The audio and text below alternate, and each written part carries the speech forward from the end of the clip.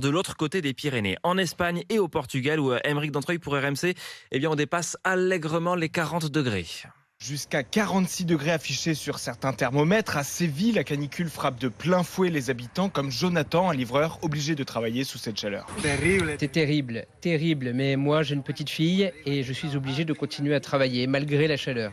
Selon l'agence espagnole de météorologie, cet épisode de canicule, le deuxième en un mois, est exceptionnel. Il est notamment dû au changement climatique et le pic de chaleur est à venir dans les prochains jours. À Madrid, on frôle déjà les 40 degrés et Javier et Marta sont obligés d'adapter leur quotidien à la chaleur. On essaye de ne pas sortir dans la rue l'après-midi. On met le ventilateur, on essaye de rester hydraté, on met de la crème solaire et c'est tout. On peut pas faire grand-chose d'autre. De l'autre côté de la frontière, au Portugal, la situation est la même. Dans les terres, le mercure grimpe facilement au-dessus des 40 degrés, comme a pu le vivre Maurice, un scout français. Ça monte à 42, 43 durant l'après-midi et même le soir à 21h, il faisait encore 35 degrés. Par exemple, on devait marcher à 25 km. On avait prévu de disséminer ça sur toute la journée et en fait, on s'est levé à 6h du matin, on a marché jusqu'à 11h et après, on a plus marché parce qu'il commence à faire chaud. Ça peut vite être dangereux, quoi. Autre conséquence de la chaleur, les feux de forêt qui se multiplient ces derniers jours dans la péninsule ibérique.